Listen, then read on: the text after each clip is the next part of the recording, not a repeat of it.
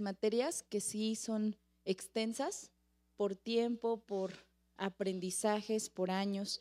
Y la idea es que esta clase sea lo más entendible para todos nosotros y también lo más sintetizada, que nos pueda dar una luz de los acontecimientos que han formado nuestra iglesia, porque sin duda es como poner en cada uno de nosotros el anhelo de seguir leyendo y de seguir buscando y de seguir aprendiendo. Y es un poco a veces complejo por las distintas personas que estamos escuchando la clase.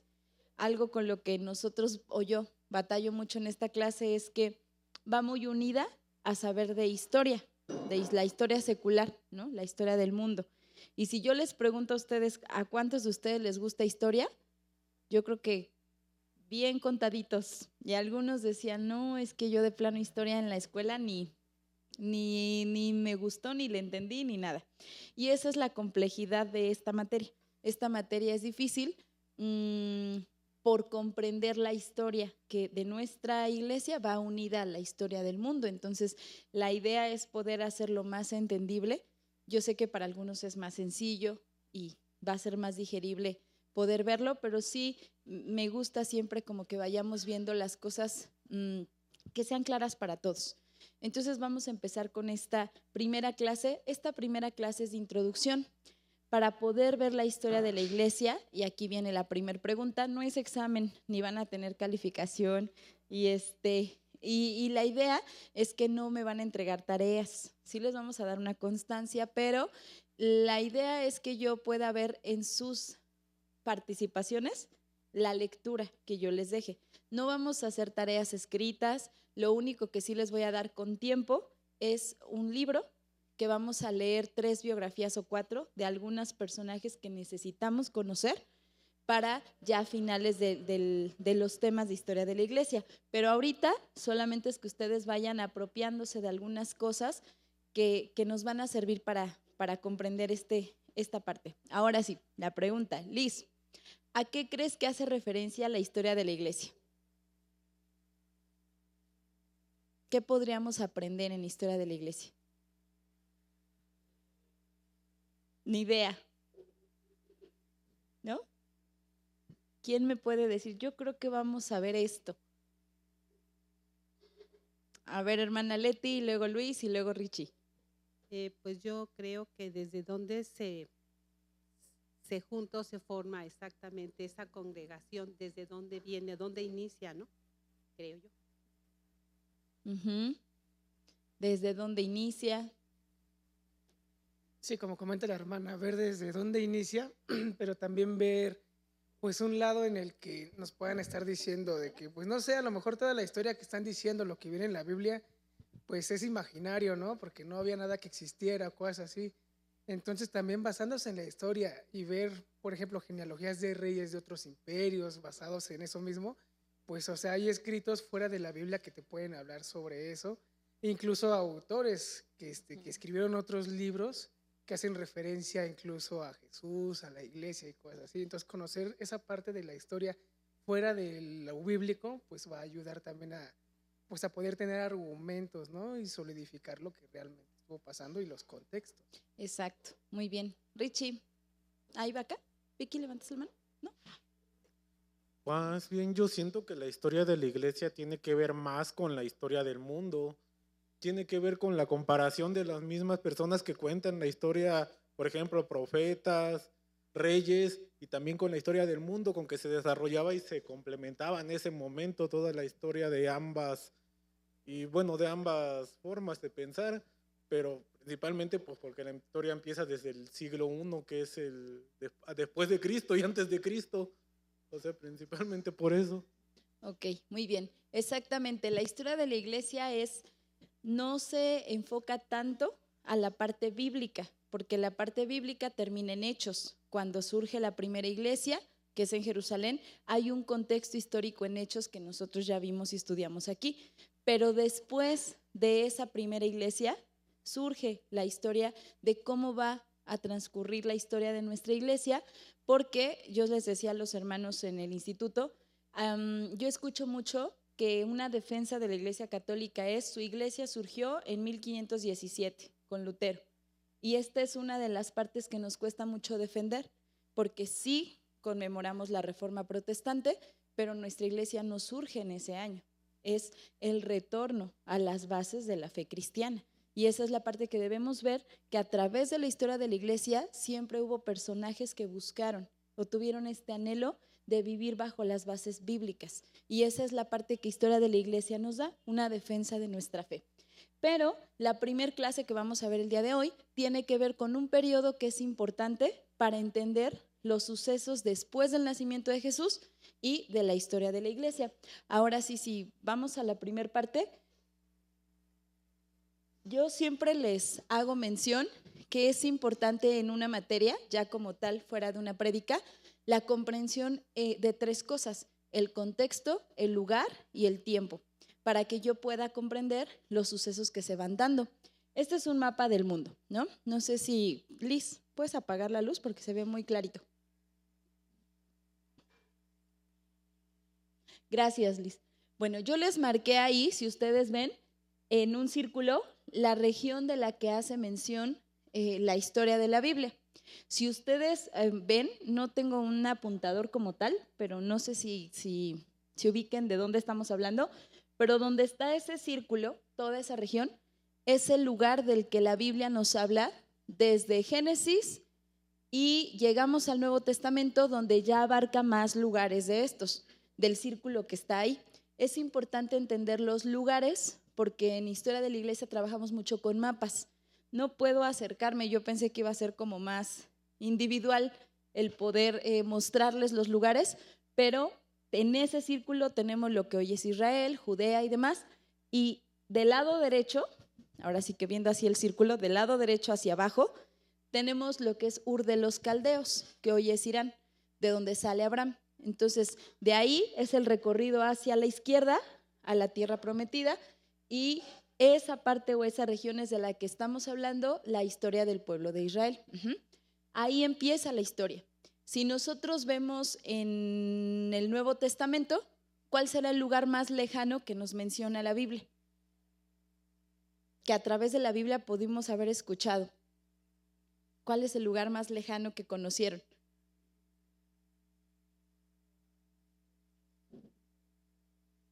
Si se acuerdan, en el estudio con Pau y Dani, platicamos en una de las cartas que Pablo habla de España, ¿recuerdan?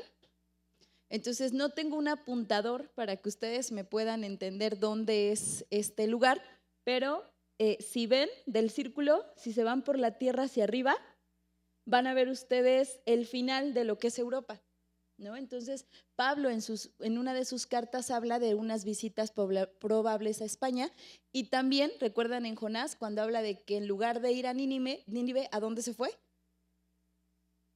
¿Se acuerdan? A Tarsis. Tarsis es España, es el nombre con el. Entonces, cuando él habla de lo último de la tierra, pues habla de lo último de la tierra que en ese momento se conoce, ¿no? Obviamente hasta ese momento no se conoce América. Richie. Bueno, el apóstol Santiago muere en España, ¿no? Ajá. En Compostela, en España. Exacto, son de los últimos lugares que ya llega la obra de Hechos. Entonces, esa es la última parte a la que llega. Siempre me gusta hacerles mención de los lugares, porque cuando hablamos de historia de la iglesia, ustedes van a darse cuenta que trabajan muchos mapas, porque tienen que ubicar los lugares que son conquistados, y eso nos da mucha luz al contexto histórico que está viviendo la iglesia. Entonces, es en este lugar. El Nuevo Testamento nos habla de Europa hasta España, que es lo último que se conoce, ¿no? Ahora sí, espérenme que tengo hija. Bueno, les voy a pasar una hojita y van a ustedes a ponerle un número para ordenar los acontecimientos que están ahí. ¿Qué vamos a ver en esta clase rapidísimo? El periodo intertestamentario. ¿Qué es el periodo intertestamentario? ¿Alguien sabe?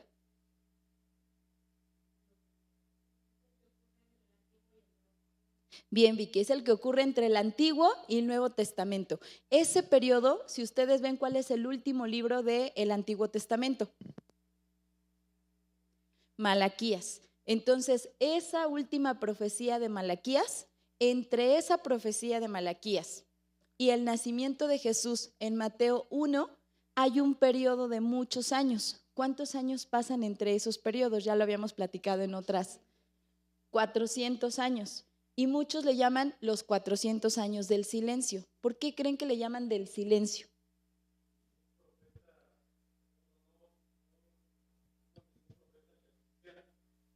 Ya no hubo.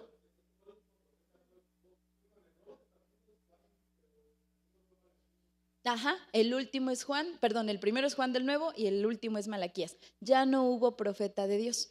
Y en esos 400 años nosotros vemos una interrupción. Estábamos viendo la historia del pueblo y de pronto viene la invasión, la última invasión que van a vivir, que ahorita vamos a ver en la hojita, y de ahí hay 400 años que ya no sabemos qué pasó con el pueblo. Eso es lo que vamos a ver hoy. ¿Qué pasa en esos 400 años? Porque precisamente ese periodo intertestamentario le va a dar forma al Nuevo Testamento, al contexto en el que nace Jesús y posteriormente a la historia de la iglesia. Entonces, ahora sí vamos con la que sigue. Déjenme ir por las hojitas que tenía ya. No sé si las tiene Mela o Jona. ¿Ahí están? Esperen. Ahí está. Bueno, ¿les pueden pasar una hojita? Vienen acontecimientos de la historia del pueblo de Israel revueltos. Ustedes tienen que ponerle número. Espero que traigan pluma y si no, ahorita les prestamos. Pueden hacerlo por parejas. Yo sé que hay hermanos que a lo mejor no han tenido esa lectura de la Biblia completa y tal vez pueda ser difícil, pero los hermanos que ya llevamos un tiempo, va a ser fácil. Liz, si nos ayudas a prender la luz, perdóname, Liz, para que puedan leer la hojita. Son acontecimientos de la historia del pueblo de Israel revueltos. Ustedes tienen que ordenarlos. Pónganle 1 al más antiguo, al 16, que sería el más reciente. Si necesitan ayuda, por ejemplo, Luis, le puedes ayudar a la hermana Trini, porque la hermana Trini pues se va congregando apenas con nosotros. Entonces, si quieren hacerlo por parejas, Dani y Pao, no hay problema. O sea, traten nada más de ordenarlo. Si se quieren ayudar Sarita y Gaby, adelante. Traten de ordenarlos. 1 es el más antiguo, el 16 es el más reciente. Mela, ¿lo quitas, por favor, la diapositiva?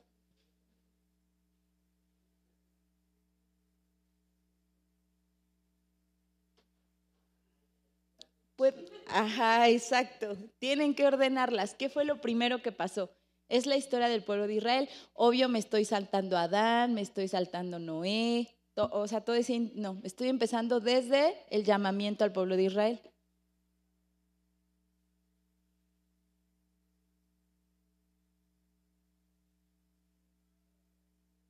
Pueden hacerlo en parejas para que se ayuden.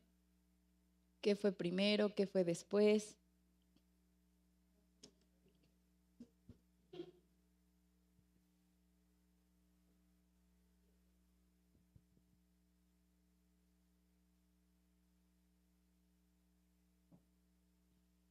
¿Listo?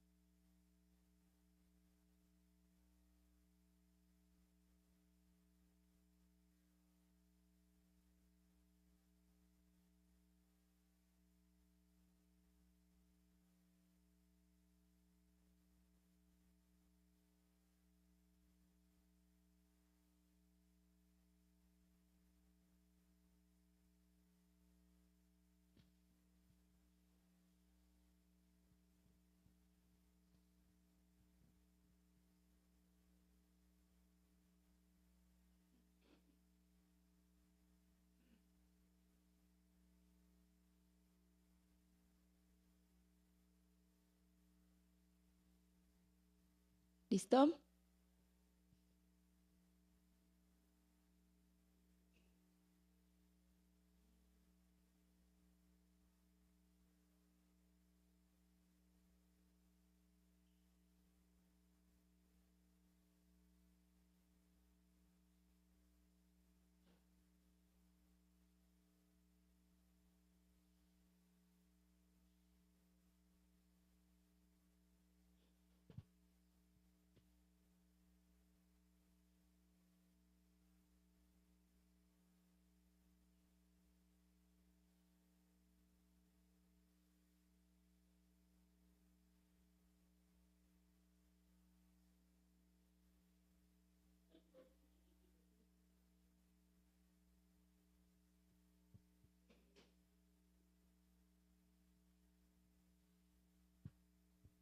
También se vale que me digan, ya me rendí.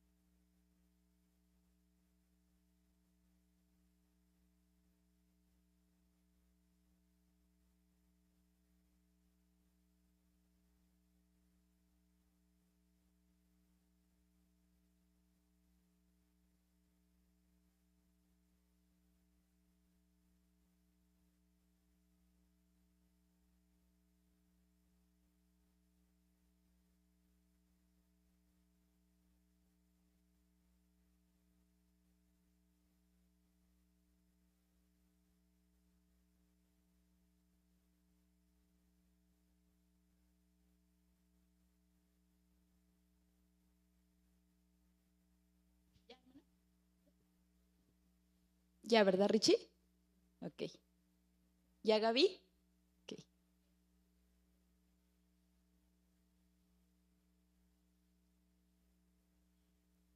Luis, Sarita y Vicky, ¿ya, verdad? Nuestra hermana Leti, ¿ya, verdad? ¿No?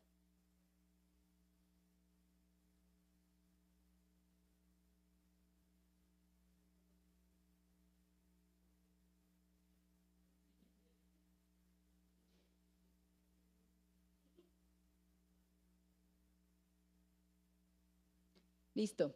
Vamos a poner la respuesta y ustedes van a ir viendo si las colocaron correctamente. ¿Sale? Vamos a poner la diapositiva.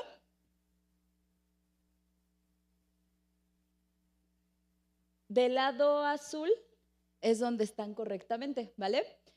Empezamos con Abraham, váyanse palomeando. Abraham es llamado, ¿sí?, a dejar su tierra, y después Abraham tiene a Isaac. Isaac se casa con Rebeca. Después va Jacob, que recibe el nombre de Israel y tiene las 12 hijos, que son las 12 tribus, y una de las tribus es José, que es puesto sobre todos en Egipto. Después el pueblo de Israel es esclavizado en Egipto. Después Moisés entrega las tablas de la ley, recuerdan que los liberta. Josué reparte la tierra entre las tribus. Jueces como Gedeón, Débora y Sansón dirigen al pueblo. Saúl es proclamado rey. Después David es proclamado rey. Salomón dedica el templo. Roboam y Jeroboam dividen el reino. Asiria invade el reino del norte. Babilonia invade el reino del sur. Esdras reconstruye el templo. El templo, y Nehemías reconstruye las murallas. Ahí fue un error mío, eran las murallas, ¿sí? Así quedó. ¿Sí los ordenaron bien? Bueno, ahí está. Ese es el orden del pueblo de Israel. ¿Dónde yo encuentro este orden? ¿Dónde yo sé que así fue? En la Biblia, en el Antiguo Testamento. ¿Estamos? Ok, ahora sí. Vamos a la siguiente diapositiva. A partir de los reyes, si ustedes recuerdan que los reinos se dividen, todos los profetas que tenemos se acomodan en alguno de los reinos. Entonces la Biblia sí es cronológica hasta Primera y Segunda de Reyes, Primera y Segunda de Crónicas, va unida. Ya después podemos estudiar libros históricos para que ustedes vean que Crónicas se escribe mucho después, con el fin de regresarle su historia al pueblo de Israel. Pero es cronológico. ¿Hasta qué momento ya no es cronológico? Hasta los libros poéticos y los profetas, porque esos profetas van a entrar en alguno de los reinados que tuvieron el reino del norte o el reino del sur, y es donde tenemos a Malaquías. ¿Por qué hicimos este ejercicio? Porque la historia del pueblo de Israel la conocemos hasta ahí, hasta los profetas, y no nos cuesta trabajo. Pero como iglesia, la parte que no conocemos es el periodo intertestamentario, que son esos 400 años. No tenemos documentos aprobados por el canon que nos puedan decir, esta fue la historia del pueblo de Israel. Tenemos la historia secular. Hay libros deuterocanónicos que no son considerados dentro del canon, que se escribieron en esos 400 años. Y ahorita vamos a ver un ejemplo de un libro, ¿sí? Esa es la historia que vamos a ver. Vamos a terminar viendo por qué es importante primero empezar con esos 400 años. Ahora sí tienen sus hojitas, ¿no? Vamos a empezar la lectura. Si alguien me quiere hacer favor de leer el primer párrafo para que podamos ver estos primeros. En esta parte, bueno, la leo yo y ahorita me hace favor de leer la siguiente parte otra persona. La historia del pueblo hebreo es uno de los pilares de la historia de la Iglesia. El periodo intertestamentario es fundamental para comprender los sucesos que dieron continuidad a la historia del pueblo hebreo después del exilio en Babilonia. Si ustedes recuerdan, hubo dos pueblos que invadieron a los reinos, el reino del norte por los asirios y el reino del sur por Babilonia. Hasta ahí nos cuenta la historia del pueblo de Israel. Ok, entonces nos quedamos en Babilonia.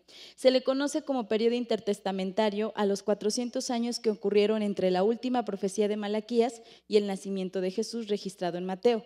Este periodo también es conocido como los 400 años de silencio. Allí es silencio. Sin embargo, en este periodo fueron cumplidas las profecías dichas por el profeta Daniel, que no es tema ahorita, pero en Daniel vemos las profecías que se cumplen ahí. Ahora sí, ¿quién nos hace favor de leer la siguiente parte? Sarita. La historia del pueblo hebreo es la historia de una serie de invasiones como consecuencia de la desobediencia de un pueblo. Los reinos divididos del pueblo hebreo fueron dominados, el norte por los asirios y el sur por Babilonia. La historia de este último pueblo, el judío, es la que le da fin a los escritos. El periodo de esos 400 años inicia con la invasión del imperio medo-persa sobre Babilonia. Durante este tiempo el sumo sacerdote ejercía cierto grado de autoridad civil. A los judíos se les permitió ejercer su religión sin interferencia oficial del gobierno. Ok, pausa. Este es el primer acontecimiento histórico. Lo tienen como en una línea del tiempo. Son 4 los acontecimientos históricos más importantes. El primero que no nos cuenta la Biblia, hasta ahí se queda la historia, es que Babilonia invade al reino del sur. Recuerdan a Nabucodonosor, invade a este pueblo. ¿Qué es lo que pasa en ese periodo? Los medopersas invaden Babilonia. El imperio medo-persa era un imperio o el primer imperio que se formó en el mundo. ¿Qué conocemos por la palabra imperio? Un territorio que ejerce dominio sobre otro a través de guerra, ¿no? Entonces, los medo-persas crean el primer imperio, invaden a los babilonios, pero es una cadenita. Babilonia era dueña de Judea, ¿recuerdan? Y ustedes ahí encuentran las historias de Daniel, Nabucodonosor con Daniel, en el horno de fuego. Todas estas historias ocurren cuando están bajo la invasión de Babilonia. Ahora los babilonios son invadidos por los medopersas y estos medopersas se apoderan de Judea. ¿Cuál es el primer cambio importante que va a afectar la historia del pueblo de Israel? Que la función del sumo sacerdote ya no va a ser espiritual, ahora va a ser política. ¿Por qué? Porque yo los invado y entonces el sumo sacerdote, que en el Antiguo Testamento tenía especificado cuáles eran sus funciones, estamos de acuerdo que no era gobernar. Había un rey o había jueces, o sea, otra persona tenía el poder político. Pero ahora que son invadidos, ¿qué hacen los medopersas? Como para mantener a los judíos quietos, pero que paguen impuestos, sigan su religión y van a ser gobernados por el sumo sacerdote, sin entender aquellos que los invaden que el sumo sacerdote tiene una función espiritual. Este cambio va a afectar totalmente al pueblo de Israel, porque entonces, ¿qué pasa cuando mezclamos política con fe?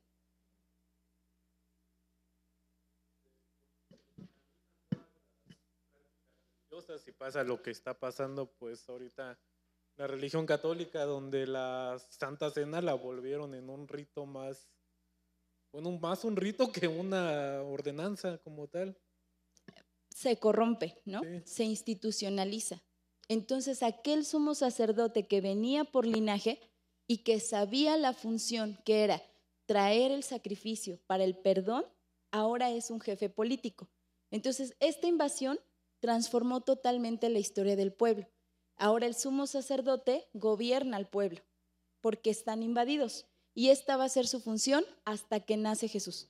Entonces, vamos a ver que ese cambio político va a corromper lo que era el sacerdocio para el pueblo de Israel. Esta primera invasión cambia totalmente la visión del sacerdote, que era traer al pueblo al arrepentimiento, al perdón de pecados, al sacrificio, a poder ser el canal entre Dios y el pueblo. Ahora ya no, ahora es un jefe político. Ok, ahora sí, esa es la primera invasión que sufren, el primer imperio que los invade en este periodo intertestamentario. Y vamos a ver que Deuteronomio dice bien claro al pueblo: si ustedes siguen mi voz, yo voy a ser su Dios y ustedes tendrán una tierra y demás. Pero si no, van a ser entregados a las naciones. Y ahí se cumplen todas esas profecías. Este territorio hasta hoy en día sigue siendo entregado a las naciones. Y aunque hoy vemos en ellos un poder político, su historia es de invasión, su historia es de lucha por el territorio, profecías que fueron dadas con el tiempo, ¿no? Entonces viene la siguiente invasión. ¿Alguien me puede hacer favor de leer? Entre el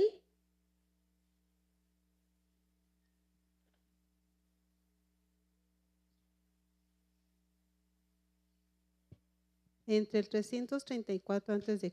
y el 331 a.C., Alejandro Magno derrotó al rey persa Darío III en 3 batallas que le dieron el control total del imperio y sus provincias. Con esta invasión, la tierra de Israel quedó bajo el dominio griego en el año 332 a.C.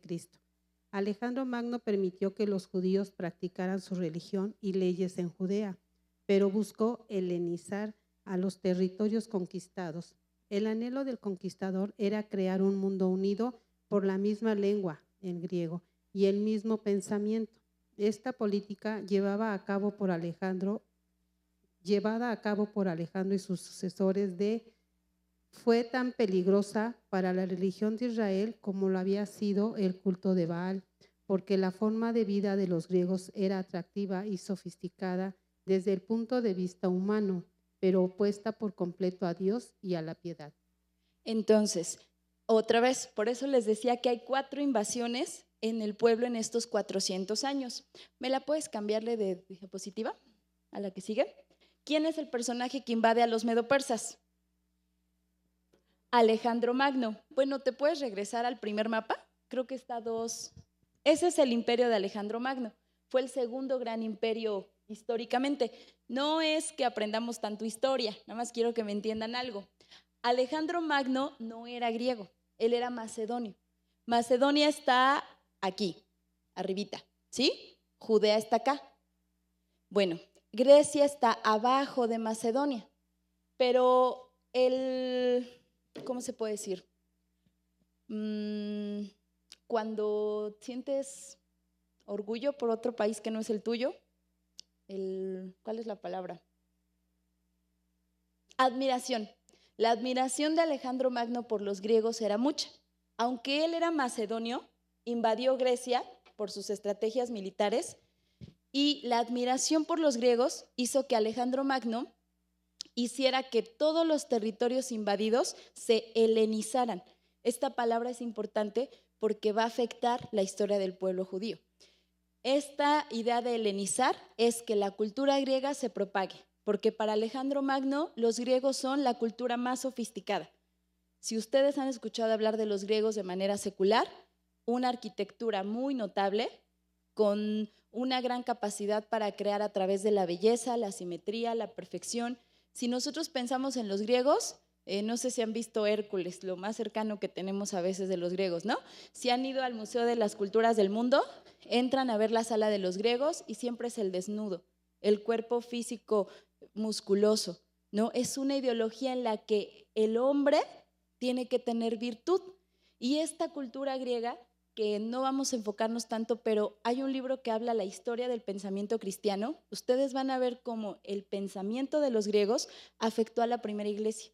Y mucho de lo que las cartas de Pablo escriben es hablándole a la iglesia sobre ese pensamiento griego cuando les habla de la importancia que le dan los griegos al deporte, ¿no? ¿Quién nos hereda las Olimpiadas? Y entonces es como para los griegos es un hombre de virtud o un hombre que vale, es un hombre que cultiva su intelecto y cultiva su físico. Y entonces Pablo está luchando contra una cultura que está adquiriendo, se está helenizando, porque Alejandro Magno domina e impone a todos los pueblos la lengua de los griegos, el griego. Y entonces entenderemos por qué el Nuevo Testamento se escribe en griego, porque es la lengua que ya se propagó y que se impuso. Hago una pausa, Richie, levantaste la mano. Bueno, no sé si Macabeos lo transcriben los escribas y lo hacen mal como para que dejar un poco menos a los o exaltar a los judíos, donde les dicen que una de las tribus de Israel, que era la tribu de Dan, es descendiente de los griegos. O sea, los griegos son descendientes de ellos. Así es. Ellos tratan como que globalizaron y llegaron incluso a meterse en la misma historia de los hebreos. Así es. Lean Macabeos por curiosidad, pero es uno de los libros que ahorita vamos a hablar. Macabeos es un libro que la Iglesia Católica sí tiene como extra. Macabeos se escribe en este periodo y ahorita vamos a ver quiénes fueron los macabeos. Pero justo ahí en ese libro, una de las cosas por las cuales no están en el canon es porque ellos dicen que una de las tribus proviene de los griegos.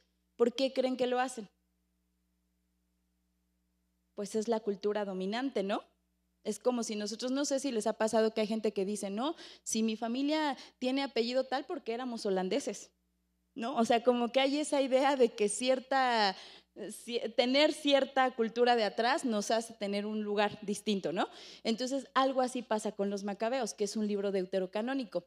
Pero lo que quiero que me entiendan es que esta invasión de Alejandro Magno sí respeta la religión judía, les permite que sigan ellos cumpliendo toda la parte de la ley, solo les pone dos reglas: los impuestos que son obligatorios y la helenización.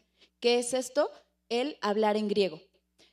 ¿Qué va a pasar? Que aunque no los obliga, pues obviamente los templos griegos se propagan y entonces empiezan a construir templos y pasa como en cualquier parte del mundo. Jonás siempre me dice, Pablo no le escribe a una iglesia distinta, los problemas de esta iglesia son los mismos que desde hace mucho tiempo, ¿no? Aquellas cosas que el mundo nos son atractivas. Y si en este momento pueden ser muchas ideologías del mundo que quieren entrar a nuestro pensamiento a través de lo bombardeados que estamos, en ese tiempo es la cultura griega. Es esa lucha entre la virtud de mi intelecto y mi cuerpo físico, contrario a lo que su palabra enseña. Cuidado. Al hecho de poder ver que los griegos quieren cultivar al hombre y lo que Dios quiere hacer es decir, el hombre no es el importante. Entonces ahí hay esa lucha de pensamiento. Entonces nosotros vemos que la siguiente invasión, mela por favor en el mapa, el que sigue, es de Alejandro Magno, es un imperio que dura mucho tiempo y bueno, si ustedes ven, yo les decía que acá estaba Macedonia, si ven ahí dice Macedonia, Grecia y aquí está la parte de Judea, que en ese momento desaparece como un territorio solo.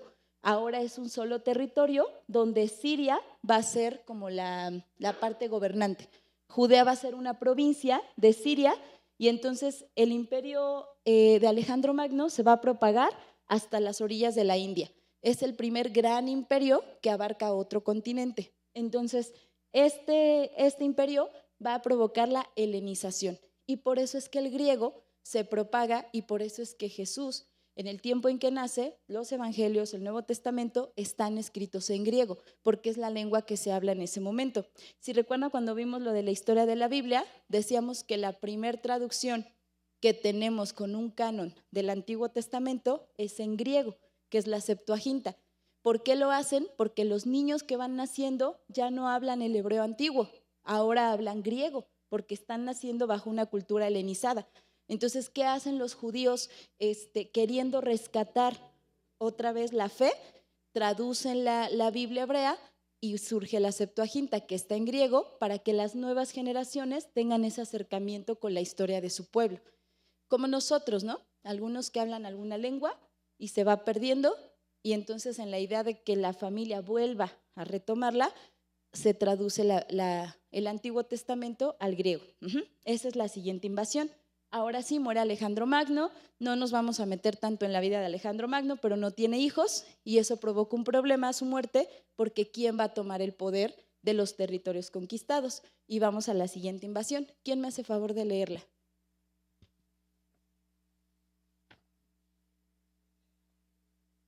Luis. Gracias, Luis. Tras la muerte de Alejandro en el 323 a.C., tuvo lugar una lucha entre sus generales con respecto a la división de su imperio. Ptolomeo I Soter, fundador de la dinastía ptolomaica en Egipto, tomó control de Israel, aunque un acuerdo del 301 a.C. le había asignado a Seleuco I Nicator, fundador de la dinastía seleucida de Siria. Pausa. Por si les faltan nombres para sus hijos, ahí tienen nombres. Pero estos dos personajes eran generales de Alejandro Magno. Cuando él muere, se reparten los territorios. Un acuerdo era que la parte de Judea iba a ser para el segundo, para Seleuco. Sabemos que en ese tiempo es muy común que debido al nombre se le llame así a todos los descendientes de, ¿no? Por eso van a encontrar ustedes que les van a decir de acuerdo al nombre que ellos tienen. Pero el personaje que se queda con ese territorio es Ptolomeo. Es importante porque va a haber una guerra por ese territorio que va a traer consecuencias. Continuamos, Luis, por favor. Esto provocó un enfrentamiento continuo entre ambas dinastías. Los Ptolomeos gobernaron a Judea desde el 301 hasta el 198 a.C.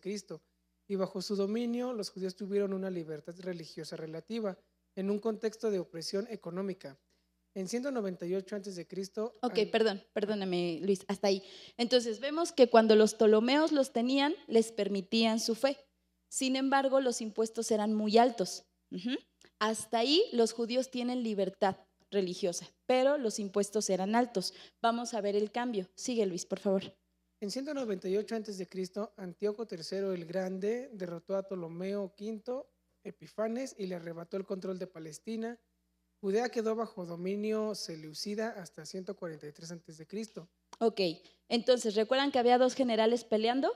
Uno se quedó, ellos siempre tuvieron guerra, al final la otra dinastía, los seleucidas, logran derrotarlos y aquí viene la primera parte complicada para el pueblo judío. Vamos a ver qué continúa. Luis, por favor. La tolerancia inicial de los seleucidas hacia las prácticas religiosas de los judíos llegó a su fin en el reino de Antíoco IV Epifanes, 175-164 a.C. Antíoco profanó y saqueó el templo de Jerusalén en el 170 a.C. En el 167 a.C., Antíoco ordenó la helenización de Palestina y prohibió a los judíos guardar sus leyes, observar el día de reposo, mantener sus fiestas, ofrecer sacrificios y circuncidar a sus hijos. Se ordenó la destrucción de todos los ejemplares de la Torá y se instalaron altares para el culto idólatra. Además, Antíoco mandó a los judíos que ofrecieran sacrificios inmundos y que comieran carne de cerdo. Antíoco fue el primer monarca pagano que persiguió a los judíos por su fe. Las atrocidades de Antíoco tuvieron como fin la erradicación de la religión judía. El mayor ultraje fue la construcción de una estatua de Zeus y el sacrificio de un cerdo en el mismo templo de Jerusalén.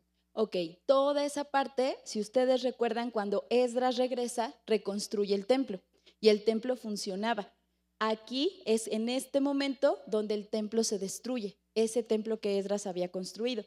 Antíoco IV es el primer gobernante pagano que persigue a los judíos por su fe y ya vimos todo lo que les prohíbe. Sí van a pagar impuestos, pero aparte tienen prohibido ya seguir sus leyes. No pueden guardar el sábado, y él hace cosas para atentar abiertamente contra los judíos. Llega al templo y la historia cuenta que él abre y en el altar de sacrificios sacrifica un cerdo. Y al hacer esto nosotros sabemos que estaba deliberadamente sacrificando un animal que era prohibido para ser sacrificado en el templo. Y además una estatua de Zeus, un dios griego, es puesta dentro del templo judío y los judíos dejan de ir al templo, obviamente por la idolatría que se estaba haciendo en ese lugar.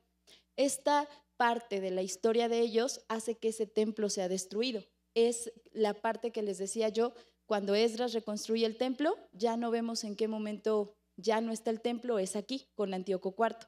Este rey es de los más agresivos contra el pueblo judío, el que más ataca en estos 400 años a la población judía, les prohíbe incluso la lengua ya, la publicación de la Torá en griego, recuerdan que la habían traducido para que los demás, las nuevas generaciones la conocieran, se prohíbe que se siga escribiendo la Torá en griego y en cualquier otro idioma, y esta persecución hace que el pueblo judío sea sometido de una manera muy violenta.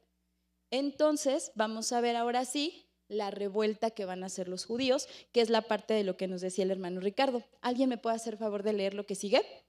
Bueno, si ven en la línea del tiempo, una antes, Mela, nada más para que ustedes vayan viendo, tuvimos ya la invasión de los medopersas, Alejandro Magno, y de ahí tenemos los dos gobernantes que estaban peleando por el territorio de Judea, y abajo les puse el nombre, Macabeos. No sé si alguien que viene de la fe católica ha escuchado este libro. Richie sí. Bueno, Richie ha leído varias veces Macabeos. También nos relacionan con, bueno, lo del sacrificio de Antíoco IV. Ajá. Se relaciona también con Daniel. De hecho, lo denomina la abominación de la desolación. Dice que se va a volver a repetir cuando llegue el Mesías nuevo a Israel. Así es, exactamente. Entonces vamos a ver que en este momento es donde surge una revuelta judía, que de eso trata el libro de Macabeos. Yo les decía, si no lo han leído, léanlo, para que ustedes tengan el contexto. Ya que saben el contexto histórico, van a entender el libro de Macabeos y por qué no está en el canon. Ahorita vamos a hablar de ese libro. ¿Quién nos hace favor de leer el siguiente párrafo? Un sacerdote. Pau. Y el que sigue, Gaby. Un sacerdote anciano llamado Matatías y sus 5 hijos lideraron la resistencia judía en contra de Antíoco y sus sucesores seleucidas. Esto llegó a conocerse como la revuelta de los Macabeos, porque Judeas Macabeo, Martillo, fue el líder principal entre los 5 hermanos. Después de una guerra de 24 años, de 166 a 142 a.C., los judíos pudieron ganar su independencia de Siria, gracias a la opresión creciente de los romanos sobre los seleucidas. Los descendientes de Matatías fueron la dinastía Asmonea, nombre que se deriva de Asmón, un ancestro de los Macabeos. Los asmoneos se apoderaron del oficio del sumo sacerdote, aunque no pertenecían al linaje de Sadoc. Números 25, 10, 13, Ezequiel 40, 46 y 48, 11. En poco tiempo, los asmoneos empezaron a seguir las costumbres helénicas y las prácticas que ellos mismos resistieron en un principio. La influencia griega continuó en Palestina desde el 142 a.C. hasta el 63 a.C., por medio de esta dinastía nativa. Ok, hasta ahí. Entonces ya vieron quiénes son los Macabeos. 5 hermanos que se levantaron en una revuelta contra Antíoco IV. ¿Cuántos años duró esa guerra? ¿Cuántos? 24 años duró la guerra. Si ustedes leen este libro de Macabeos, este sí está en el canon de la Iglesia Católica. ¿Por qué no está en el canon que se hace posterior ya, que lo vamos a ver más adelante? Porque cuando vemos libros históricos, nosotros vemos, por ejemplo, en Josué, en Jueces, ¿quién es el que liberta al pueblo siempre, ante cualquier opresión? Dios. Y lo hace de una manera milagrosa, ¿no? Den 7 vueltas y se caen los muros, ¿no? El sol se esconde y entre ellos se matan. Ciertas batallas donde no es el pueblo de Israel el que logra la victoria, es Dios el que lo hace de manera milagrosa. ¿Qué pasa con Macabeos? Que es la historia donde se exalta a esta familia porque logran liberar al pueblo de Israel. Además del dato que nos daba el hermano Ricardo de que hablan de que vienen de los griegos, además de eso, los Macabeos, este libro habla de cómo ellos logran, por su estrategia militar, liberarse de Antíoco IV y toda esta dinastía seleucida, y por eso el libro no es considerado de inspiración divina, porque incluso pone batallas donde ellos quedan como buenos estrategas militares, ¿no? Entonces ahí ocurre esta rebelión de los Macabeos, tienen cierta independencia por un tiempo y viene la última invasión. Después de estos 24 años que pelean, gobernaron por muy poquito tiempo, muy poquito, y tiene la última invasión el pueblo. Entonces vamos a ver la última invasión y ya para dar pie a los últimos conceptos que hoy vamos a ver. La dinastía. Gaby. La dinastía Hasmonea terminó en el 63 a.C., cuando Pompeyo, en general de Roma, intervino en un enfrentamiento entre dos opositores que aspiraban a ser sumo sacerdote, Aristóbulo II e Hircano II. De este modo, la tierra quedó bajo el control romano. Las insurrecciones continuas motivaron a los romanos a convertir a Herodes el Grande en rey de Judea. Este hombre había nacido en Idumea y fue prosélito judío, pero toda su ideología era grecorromana. Gobernado Palestina de 37 a.C. a 4 a.C. y fue el rey de los judíos cuando Jesús nació. Y ya llegamos a la historia que ya conocemos en Mateo, ¿sí? ¿Quiénes invaden ahora a los macabeos? ¿Cuál es la última invasión? ¿Los qué? Los romanos, ¿sale? Y entonces ahí vemos que en esta invasión romana es Pompeyo el que logra apoderarse de Judea y los romanos toman el poder de Judea. Y en ese contexto de los romanos es cuando nace Jesús. De hecho, nosotros pensamos, tenemos un libro que le habla a los romanos, ¿no? Y nosotros pensamos en cuando muere Jesús, los guardias que lo tienen esta indumentaria del ejército romano, porque estaban bajo el dominio de los romanos. Mela, si puedes poner el siguiente mapa. Si se dan cuenta, este es el Imperio Romano. Este ha sido el imperio más grande que ha existido. Les voy a imprimir los mapas para la siguiente clase, pero no sé si se acuerdan que dijimos que acá está Jerusalén, en esta parte es invadida, y yo les decía que lo último que se conocía era España, ¿no? Que hasta aquí en este momento es Hispania, ¿no? Entonces el Imperio Romano abarca todo el norte de África, la parte de Asia o Asia Media y todo el sur de Europa, que es esta parte de aquí. Este Imperio Romano domina por mucho tiempo, mucho tiempo. De hecho, toda la historia de la Iglesia que vamos a ver del siglo I justo es bajo el Imperio Romano. Por eso es la importancia de que veamos la historia. Todo el nacimiento de Jesús, la primera iglesia y los primeros 2 siglos de la iglesia, los primeros 3 siglos prácticamente, es bajo el dominio del Imperio Romano. Y esa es la historia de la iglesia. Entonces la persecución que se va a vivir bajo el Imperio Romano es por esta última invasión que ellos van a tener.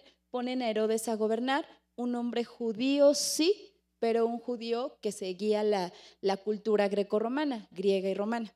Entonces realmente no era un hombre de fe. Y yo les decía desde el inicio, cuando el sumo sacerdote se vuelve un gobernante político, se corrompió el ejercicio del sacerdote. Cuando fueron invadidos en estos 400 años, surgen, porque ya no hay templo. Y nosotros sabemos la importancia para el pueblo del templo. Entonces, ¿ahora qué surge? ¿Dónde se va a enseñar? La Torá. Es un concepto que surge nuevo, la sinagoga. Ahora se van a crear sinagogas. Si antes los judíos por la ley para recibir el perdón de pecados sacrificaban, ahora ¿cómo el pueblo judío recibe perdón por sus pecados? Si ya no hay templo.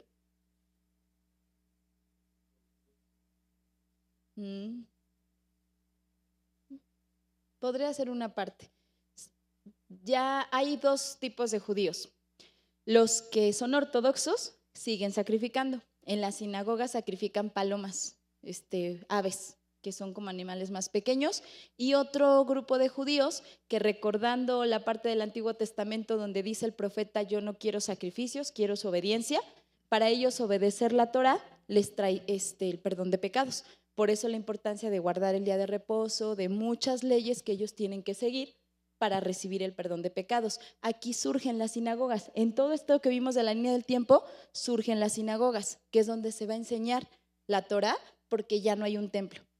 Herodes el Grande construye un nuevo templo para ganarse la simpatía de los judíos y para que ellos acepten su gobierno, y en este contexto nace Jesús. ¿Hasta aquí alguien tiene alguna duda?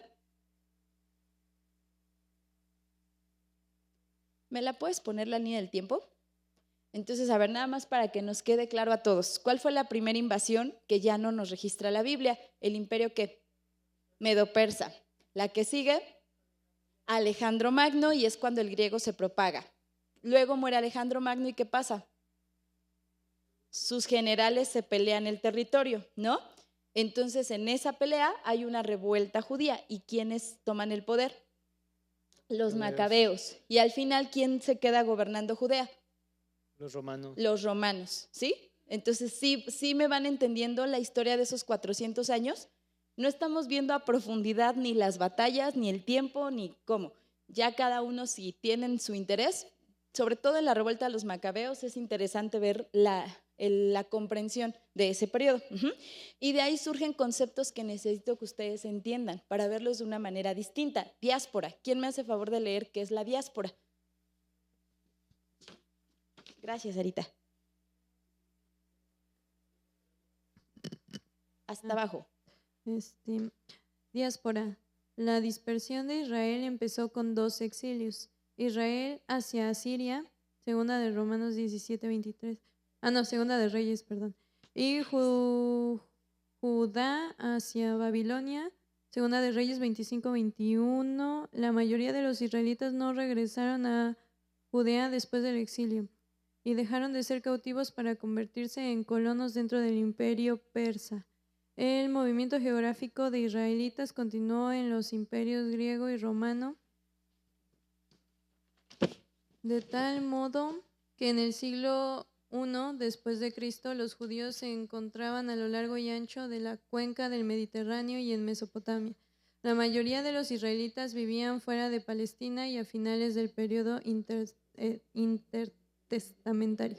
Ok, entonces cuando ustedes escuchen hablar de los judíos de la diáspora, son estos judíos que no han regresado a vivir a Israel, que están propagados por todas las naciones y empieza desde Babilonia. Recuerdan que Esdras y Nehemías regresaron y hubo parte del pueblo que no quiso regresar. A ellos les llaman judíos de la diáspora. En México hay judíos de la diáspora, sí. En todo el mundo hay judíos que están propagados y que han pedido un territorio. Si nos vamos a la historia actual, pues sabemos la Segunda Guerra, se crea Israel como país, se les reparte y dicen la mitad para los musulmanes, la mitad para los judíos, siguen peleando el territorio, pero sigue habiendo judíos que no han regresado a Israel, que es su país.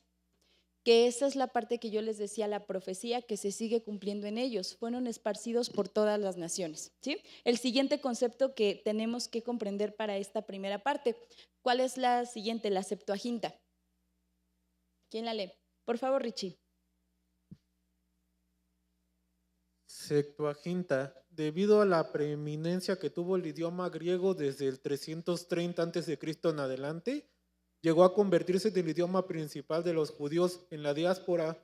Según una leyenda judía, alrededor del 250 a.C., Ptolomeo Filadelfo reunió a 72 eruditos que se encargaron de traducir el Antiguo Testamento al griego en 72 días. Por esa razón el término Septuaginta, que significa 70 en latín, fue el nombre que se asignó a esta obra. Es probable que la labor de traducción se haya realizado entre el año 250 a.C. y el 125 a.C. en Alejandría, Egipto. La Septuaginta se convirtió en la traducción griega del Antiguo Testamento más importante y de mayor uso. Esa ya habíamos platicado, ¿verdad? Hay que ubicar esa porque es de ahí donde nosotros, cada que hemos tomado el estudio con Pau y Daniel, nos han dado el contexto, ¿no? Y si ustedes han escuchado, es justo esa lucha por Pablo decirles, esta cultura griega se opone a la enseñanza cristiana y esa es a la piedad. Entonces, esa es la parte que el contexto histórico en el que Pablo les está escribiendo y bajo la invasión romana también. Y la Septuaginta es esta Biblia o este Antiguo Testamento traducido al griego, ¿sí? Ahora sí, escribas y rabinos, surgen las sinagogas y ahora el sumo sacerdote ya no tiene una función espiritual, ahora es política y surgen los rabinos y escribas. ¿Alguien me puede hacer favor de leer ese? Vicky. Sí, el que sigue, Vicky. Escribas y rabinos, bajo la convicción de que el exilio había sucedido como resultado de una falta de conocimiento y obediencia a la Torá, los exiliados israelitas se dedicaron al estudio del Antiguo Testamento. Los escribas se volvieron expertos en ello y se consideraba que tenían la autoridad en asuntos de interpretación de las Escrituras durante el periodo intertestamentario. Los rabinos eran los maestros que transmitían el entendimiento que los escribas tenían de las Escrituras al pueblo de Israel. Entonces estos dos personajes no están puestos en el Antiguo Testamento, surgen en este periodo. El escriba, pues, ¿qué hacía? Escribía la ley, ¿no? Así, tal cual. Y ellos la escribían y el rabino lo interpretaba, daba la enseñanza de esa escritura que se hacía. Entonces, de alguna manera, estos dos personajes eran los encargados de enseñar. Ahora sí, el que sigue, Vicky, por favor. Antes de leer, me gustaría comentar aquí que este trabajo de los escribas era tan importante que se dice que cada vez que tenían que escribir la palabra Dios, hacían reverencias, sí, se postraban. No era solamente escribir por escribir, sino era tal reverencia a las escrituras que hacían esto, se postraban. Bueno, ese era el paréntesis. Nos vamos con la sinagoga. Con la destrucción del templo en el 586 a.C., la sinagoga se convirtió en el lugar de instrucción y culto para los judíos en el exilio, puesto que la mayoría de los judíos no volvieron a Palestina después del primer exilio. Las sinagogas continuaron su funcionamiento en la diáspora y también se establecieron en Palestina, incluso tras la reconstrucción del templo a cargo de Zorobabel en el 516 a.C. Entonces ya habíamos dicho que la sinagoga surge como una solución ante que ya no hay templo. Entonces ahí se va a enseñar la ley y es en este periodo donde surge. Y ahora sí, vienen 4 grupos de personas que nos vamos a encontrar en todo el Nuevo Testamento. Pero a veces nosotros, sin tener un contexto total de la situación histórica y cultural, a veces como que no vemos que es una respuesta lógica a lo que están viviendo en ese momento. ¿Por qué les digo esto? No sé, alguien que me diga, ¿por qué los judíos fueron invadidos constantemente? De acuerdo a lo que vemos en Deuteronomio.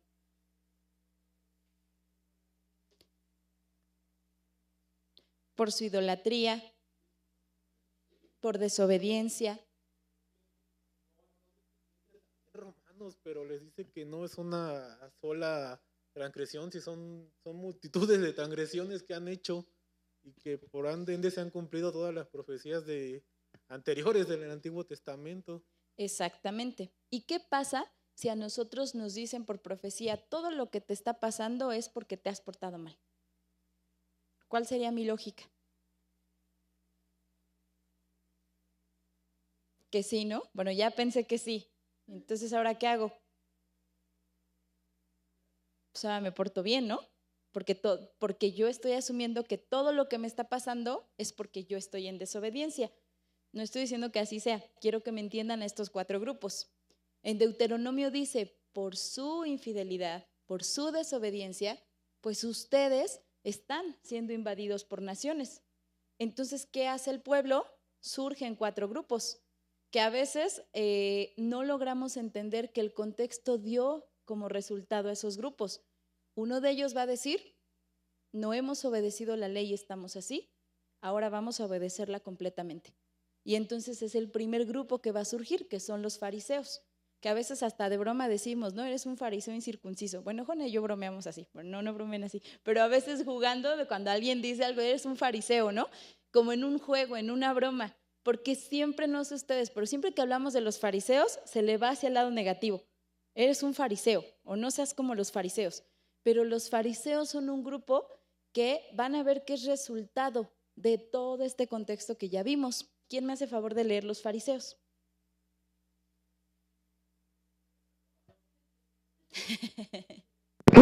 Ay.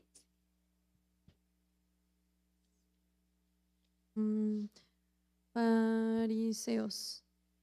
Es probable que este partido religioso haya empezado como el grupo de los santos, que estuvieron asociados con los macabeos en la campaña para librar la tierra de cualquier elemento helénico.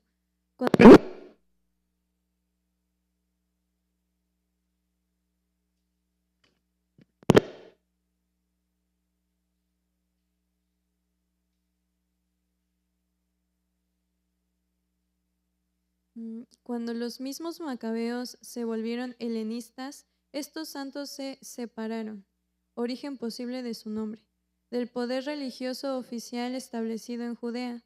Los fariseos entendían que la situación actual del pueblo judío era consecuencia de sus pecados, su infidelidad y el apartarse de la ley de Dios. Por esa razón, anhelaban con celo volver a la ley y hacían una interpretación estricta de la ley de conformidad con la naciente tradición oral y procuraban que su propio entendimiento de la ley fuera de cumplimiento obligatorio para todos los judíos. Aunque no eran numerosos, los fariseos eran mirados con buenos ojos por la mayor parte del pueblo en Palestina. Ok, entonces ahora vemos que los fariseos no surgieron como un grupo extremo religioso que se dedicaba a juzgar a todos. Era un grupo que estaba diciéndole al pueblo, vuelvan a la ley, cumplamos la ley. Pero ellos no estaban entendiendo que la ley sin amor es legalismo. Y ellos estaban haciendo cumplir la ley, el día de reposo y esto, y esto, y esto, y esto. Por eso cuando Jesús viene y está entre ellos, dice, les hace ver, sí, tú la cumples, pero no está tu corazón ahí. Y entonces los fariseos no eran un grupo malo que quería simplemente cumplir por quedar bien. Con el tiempo se volvieron así. Pero estos fariseos estaban diciendo, vean todas las invasiones que tenemos, vean cómo estamos por esa desobediencia, vuelvan a la ley.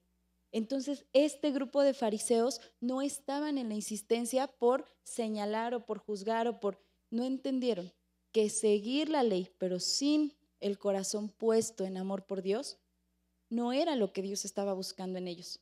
Entonces los fariseos fueron un grupo que dijeron vamos a pegarnos totalmente a la ley y vamos a hacer las cosas y las oraciones y el día de reposo y esto y esto y esto. A lo mejor así Dios nos libra de los romanos. Entonces vemos distinto a los fariseos.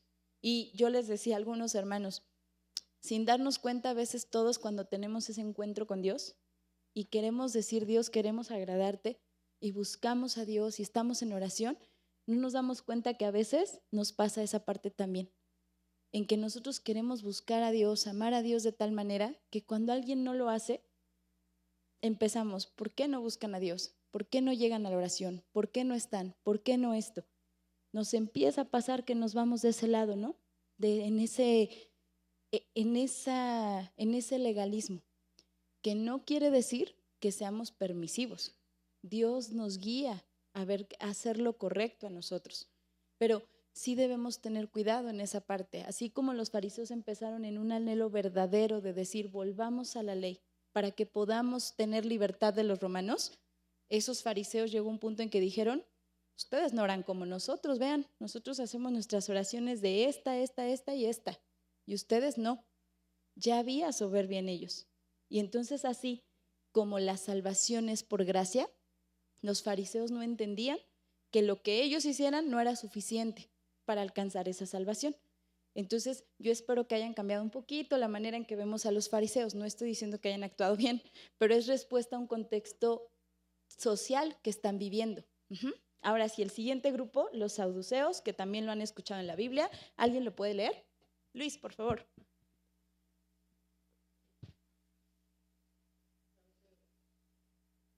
Es probable que su nombre se derive de Sadoc para aludir al linaje del sumo sacerdote. Estos judíos helenistas y aristócratas se convirtieron en los guardianes de los reglamentos y prácticas del templo. Los saduceos rechazaban el Antiguo Testamento como las Escrituras a excepción de la Torá, así como cualquier enseñanza que, según su propia creencia, no se encontraba en la Torá. Los primeros 5 libros del Antiguo Testamento, por ejemplo, la resurrección, al ser parte de la aristocracia, disfrutaban de privilegios. Por esa razón, mientras esos privilegios no fueran tocados, el Imperio Romano o cualquier otro grupo político podía mantener el control sobre Israel. A su cargo estaba el cargo de sumo sacerdote. Ok, los fariseos eran la parte religiosa del pueblo, pero los saduceos fueron la parte aristócrata, o sea, la parte de la clase alta. Estos judíos empezaron a decir, no, nosotros solo aceptamos la Torá. ¿Cuál es la Torá? ¿Qué libros abarca la Torá? El Pentateuco, Génesis, Éxodo, Levítico, Números y Deuteronomio. Todos los demás, los saduceos no los aprobaban, porque iban en contra de lo que ellos pensaban.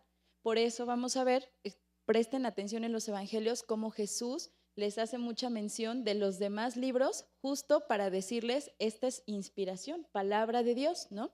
De otras partes de la Biblia, de profecías, por ejemplo. O les hace mucho hincapié de la resurrección a los saduceos, porque ellos no creían en la resurrección, porque en los primeros 5 libros no está la palabra resurrección. Hasta los profetas encontramos cómo los judíos ya entienden la resurrección como una parte de la doctrina o teología que ellos creen, pero ellos no lo creían así. Pero los saduceos eran la parte apegada al gobierno. Entonces, mientras dice ahí, mientras sus privilegios no fueran tocados, ellos no se oponían a nada. Vamos con los que siguen, los esenios. ¿Lo pueden leer, por favor? Bueno, lo leo yo. Una secta judía casi olvidada hasta el descubrimiento de los rollos del Mar Muerto. Aquí hay que poner atención, porque hay personas que dicen que Jesús era esenio. Y a veces decimos, ¿qué son los esenios? Este grupo. Los esenios eran un pequeño grupo separatista que surgió de los conflictos de la era macabea. Como los fariseos hacían énfasis en una estricta observación legal, aunque consideraban que el sacerdocio del templo era corrupto y rechazaban mucho de los rituales del templo y del sistema sacrificial, mencionados por varios escritores antiguos, la naturaleza exacta de los esenios es aún incierta, aunque en general hay consenso de que la comunidad de Qumran, que produjo los rollos del Mar Muerto, fue un grupo esenio. ¿Quiénes eran los esenios? Grupos de judíos que, separándose totalmente del pueblo, se fueron a vivir a cuevas donde ellos buscaran vivir en pureza, pero no alinearse a las ideas del templo, porque para ellos los sacerdotes eran corruptos, no eran del linaje de Aarón, entonces ellos no iban a seguir la enseñanza. Estos esenios viven en las cuevas y se cree que los rollos del Mar Muerto, que es el Antiguo Testamento que tenemos más antiguo en copias, fue escrito por ellos en estas cuevas y preservados por ellos. Debido a que estaban convencidos de que constituían el verdadero remanente, estos esenios de Qumran se habían separado del judaísmo, en general para dedicarse a la pureza personal y a prepararse para la guerra final entre los hijos de luz y los hijos de las tinieblas. Dentro de los rollos del Mar Muerto se tienen escritos donde ellos hablan de visiones que ellos tienen, donde al final hay una guerra entre los hijos que son de Dios y los que no. Por eso se sabe un poco de lo que ellos creían. Y por esto es que dicen que cuando Jesús dice arrepiéntanse, el reino de los cielos se ha acercado, dicen él era esenio, porque tenía esta idea del futuro, de lo que venía en un futuro, de la venida del reino de Dios. Por eso muchos dicen que Jesús era esenio, pero nosotros vemos que Jesús no estaba aislado en cuevas y estaba él predicando, haciendo la misión. Nosotros lo sabemos por el contexto de fe que tenemos. Practicaban una fe apocalíptica, reflexionando sobre las contribuciones de su maestro de justicia y esperando la venida de 2 y posiblemente 3 Mesías. Ahí está donde nosotros sabemos que no son una secta fiable por la cantidad de Mesías que hablaban. La destrucción del templo en el año 70, sin embargo, parece haberles asestado un golpe mortal a sus expectativas apocalípticas. Se han hecho intentos de cotejar aspectos de las creencias de la comunidad de Qumran con los orígenes del cristianismo. Algunos han visto un prototipo de Jesús en el que ellos llaman a su maestro de justicia, y tanto Juan el Bautista como Jesús han sido reconocidos como miembros de la secta.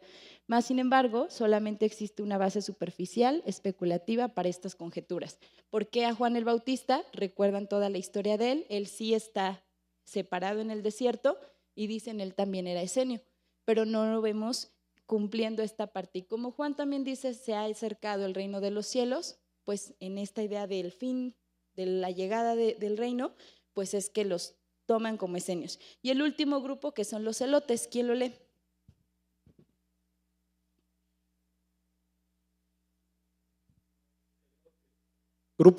Grupos guerrilleros que se oponían a las invasiones de otros pueblos, específicamente a la invasión romana, buscaban la ayuda de Dios en sus constantes levantamientos, recordando las maravillosas obras de nuestro Dios en el tiempo de Josué, los jueces y los reyes.